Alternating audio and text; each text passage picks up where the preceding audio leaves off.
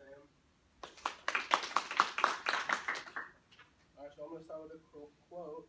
Life is 10% what you make it, 90% how you take it.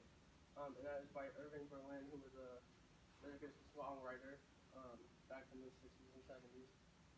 Today I'd like to share with you a moment from my past that exemplifies loss and how to cope with the loss. It's kind of sad and something I don't really like talking about, like Evan and Lucas, but kind of made which kind of makes sense for this project. So it was Memorial Day weekend, 2007.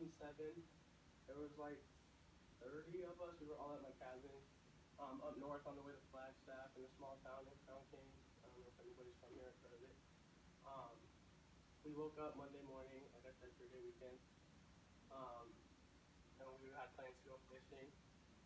So I went in to try to everybody was awake except my dad, and I went in there to try and wake him up, and he wasn't waking up, and he'd always traveled and stuff for work.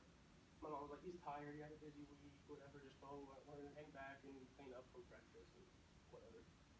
And so we went, and then we had no phone reception, so we went to the lake. It was like 30 minutes away from the cabin, and we were like 30 minutes into fishing. I caught my first fish ever. It was pretty dope. I was all excited with myself. It was like the best day ever.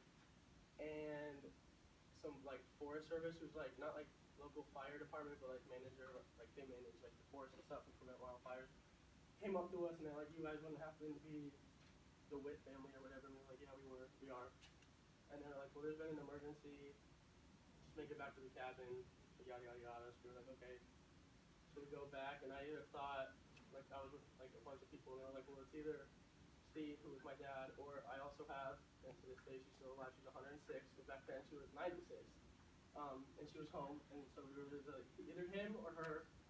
And as we got closer to back to the cabin, we saw a couple ambulances and sheriffs, and so we kind of knew what was going on.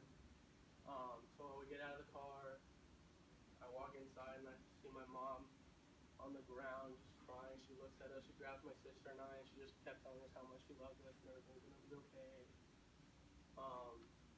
And from that day, I have never seen a day the same.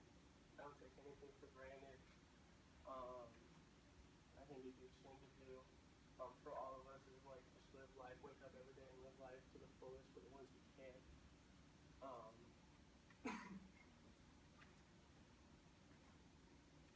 so after a death, it is something to be difficult to cope with. People are down.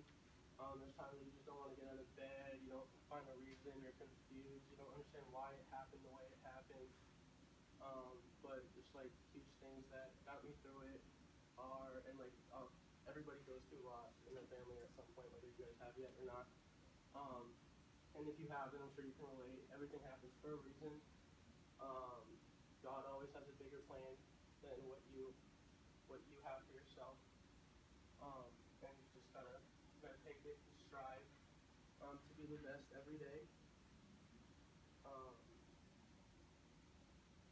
So I guess in conclusion, I'm gonna wrap it up today. You saw the previous life event about coping with the loss and dealing with the loss, and how to strive every day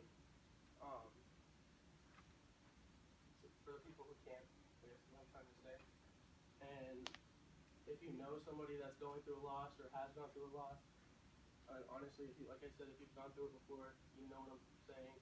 Like just like continuously check up on them. Like they seem like they're doing fine, but you never know how they feel inside. And honestly, it will mean the world to them. And that's how you guys are, like my friends and my family were so involved, and I could not be more blessed and more thankful for all of them. And they're the reason, honestly, that I wake up every day. I love life, I live it, and I'm gonna end it with that.